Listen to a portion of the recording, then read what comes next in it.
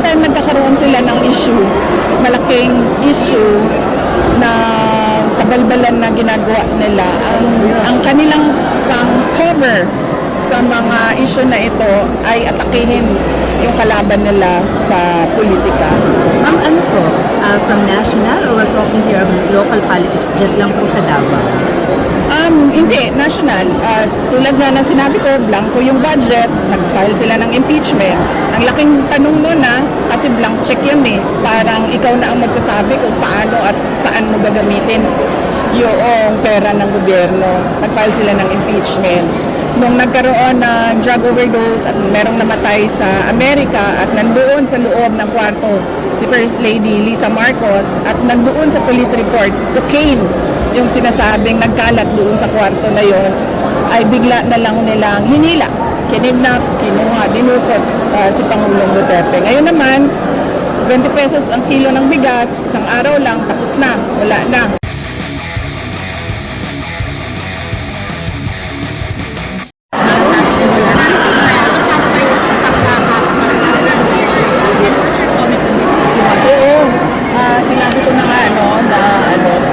Wala namang ibang ginawa ang administrasyon na ito kundi pamumulitika lang at paninira sa mga kalaban nila sa politika. Kung napansin ninyo, noong lumabas yung malaking issue ng blanco sa mga blanco sa budget, at maraming nagtatanong at maraming nagsasabi na unconstitutional yung budget. Tinanong kung paano naging legal yung paggamit nila ng pera, puro blanco yung nasa loob ng budget, ay lumabas yung impeachment ko. Yun.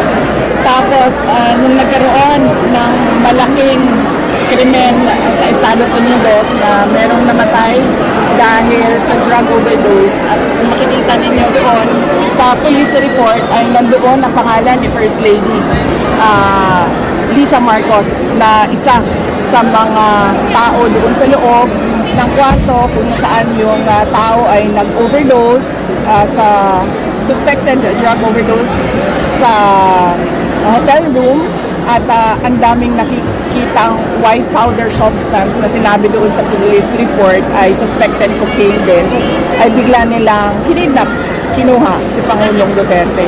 Nung lumabas naman yung kanilang May 1 na 20 pesos ang kilo ng bigas, at syempre dahil hindi naman totoo yung pangako na yon, pambobola lang naman yon sa mga tao, hindi nila kayang i-sustain, ay tinigil kaagad ng May 2, lumabas naman yung complaint ko kay Congressman Pulong Duterte. So nakikita nyo na basta merong nangyari na kanuluan ng administrasyon, ang ginagawa nila ay sinisita nila ang kanilang kalaban sa politika para matabunan yung totoong issue ng bayan.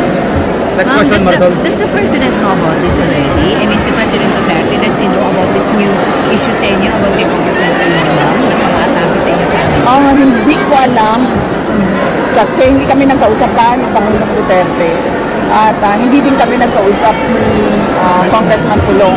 Pero nakita ko siya na nagpa-interview siya doon sa labas ng detention center. So baka noong nasa loob siya ay napag-usapan na lang. So clearly, VP, you believe na this is part of political, again, attack sa inyong mga Duterte? Oh yes ma'am, sabi ko na nga, every time nagkakaroon sila ng issue, malaking issue na kabalbalan na ginagawa nila, ang kanilang pang-cover sa mga issue na ito ay atakihin yung kalaban nila sa politika. Ma'am, ano po? From national or we're talking here of local politics, dyan lang po sa Davao? Hindi, national. Tulad nga ng sinabi ko, blanco yung budget, nag-file sila ng impeachment. Ang laking tanong nun kasi blank check yun Parang ikaw na ang magsasabi kung paano at saan mo gagamitin yung pera ng gobyerno. Nag-file sila ng impeachment. Nung nagkaroon ng drug overdose at merong namatay sa Amerika at nandoon sa loob ng kwarto si First Lady Lisa Marcos at nandoon sa police report, cocaine yung sinasabing nagkalat doon sa kwarto na yon, ay bigla na lang nilang hinila, kinidnap, kinuha, dinukot si Pangulong Duterte. Ngayon naman, 20 pesos ang kilo ng bigas, isang araw lang, tapos na, wala na. Kinalimutan na naman na pangako ay bigla na lang merong nag-file ng complaint kay Congressman Pulong. Pipi, anong masabi mo? Yung bigas po kasi sinasabi raw po ng Pamilya daw is para nga po mag-give po sa para nga po sa pamilya ng ayuda and sa after the election. Kasi kung ayuda ang pinag-uusapan natin, ibig sabihin, meron silang nakikitang pangangailangan sa tao, di ba? Kaya nga nila in-exempt ang AKAP at AIX, ayuda na kailangan ng taong bayan. So lalong-lalo na yung 20 pesos na kilo ng bigas, lalong kailangan ng mga gutom yun. Huwag nilang i-excuse. Hindi talaga nila kaya gawin yan. Hindi sila marunong paano gawin yan. At nagsisinungaling lang sila kasi nagpapanik sila sa pagbagsak ng ratings ng kanilang mga kandidato. Last two questions. Anong reaction mo sa case na nag-file against Pulong, Congressman Pulong? Answer na po yun, sir. Masyado nang mahaba yung nasabi Nasagot na, sir. Nasagot na po. Nandiyan yan sa recording ko. Yes, sir. Pipi, anong masabi mo sa problema ng droga? Lalo po lumalala. Opo, ma'am. Yan ang sinabi ko, ma'am. Kapag ang ulo lulong sa droga, lahat ng kamay at paa, lahat yan magdodroga na rin kasi wala na silang respeto sa authority. Yan yung problema natin ngayon. Lahat ng tao, nagkakanya-kanya na ang mga illegal at kriminal. O, true ba yung presidente natin nagdodroga po? Well, mag-assume na lang tayo na totoo dahil ayaw niya magpa-drug test. Meron siyang video ng paggamit ng droga na hindi nila ma-deny kasi authenticated. Tapos, hinamon siya ng isang senator candidate na magpa-drug test. Ayaw niyang magpa-drug test. Last question, Alex, Times of London. Can I ask, given how things have worked out, do you regret forming an alliance with President Marcos in 2022? No, because I am Vice President right now, so I do not regret anything.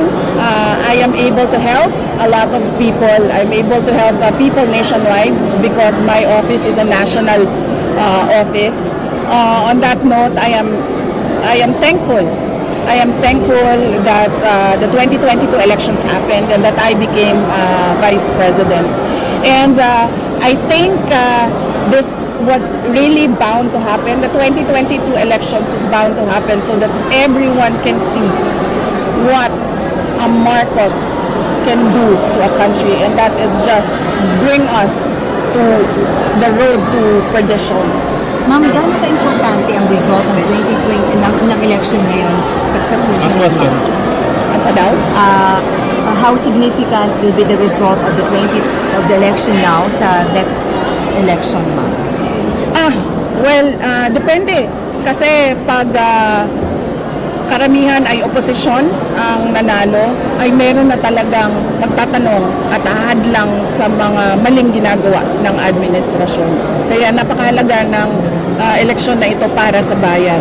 Dahil kapag dumami ang oposisyon, ay makukwestiyon na sila all the way at hindi na nila kayang takutin lang o bayaran lang yung mga tao sa loob ng gobyerno. Ma'am, ilang days na lang before election, what do you intend to do, ma'am, para sabihin po ni Presidente yung kanyang Duterte? Araw na lang, ma'am. Opo. Tutuloy-tuloy pa rin yung kampanya namin. So, bukas meron kami sa Island Province, susunod sa Zamboanga, Sibugay, and then susunod sa North Cotabato. So, tuloy-tuloy na. Pagkatapos ng North Cotabato, ginagawa pa yung schedule. Ang huling-huli ko, supposedly, is yung Holy Mass for peaceful elections sa Davao na yon, the day before. Wala ng kampanya yon, the day before election day. Ma'am, naka-schedule with PDP candidates. Will you join the meeting de avance? March 8 supposedly ang meeting de avance ng PDP, pero nahihirapan ako ayusin yung schedule ko sa dami ng mga candidates na nagre-request na mabisita yung kanilang lugar at makakampanya para sa 10 senador. But with all of them, ma'am, with all the candidates. Ma'am, thank you. Last pangayip lang po, ma'am, sorry, but when you were running during Minuto 2022 with PBBM under the unity ticket, ma'am, ulit-ulit po na pinapangako yung 20 pesos sa bigas. Andun po kayo. Pero what were your thoughts back then? Actually, hindi ko siya narinig. Nakita ko lang sa isang video na sumagot siya, sa isang interview ata na sumagot siya sa 20 pesos ang kilo ng bigas. Tinanong ko na lang yon after na ng election. Tinanong ko yung isang businessman ng bigas. Sabi ko, kakayanin ba talaga ito or nagsinungaling siya noong sinasabi niya itong pangako na ito? Ang sabi sa akin ng businessman, nagsinungaling siya kasi imposible talaga ang 20 pesos na bigas.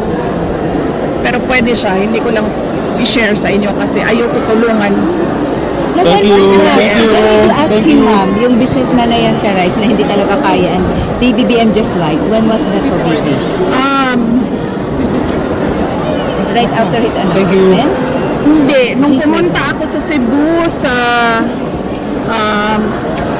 meron yan silang August na event ang Cebu eh. Hindi siya sinulog. May August na event ang Cebu eh. I was invited there. And sa haba nung parada na kinakamusta ko yung mga tao, 3 beses nagsabi sa akin, Inday Sara, nagalisod mi sa pagkaon, nagalisod mi sa bugas. Doon ko unang naramdaman yung disappointment ng mga tao doon sa hirap nila sa pagkain. Pero recent lang yun, ma'am? Or dugay na to Hindi, mga Wayne. nasa DepEd pa ako noon eh. Yung event na katabi ko, si First Lady, meron pinirmahan sa car. Hindi ko na alam anong event yun. Oo. Okay, Doon thank pa lang you. alam mo nang he can never fulfill the 20 pesos promise. After nun, yes, nagtanong ako sa isang businessman. Alright. Thank you, thank you, Thank thank you, you. ma'am. Thank you so much.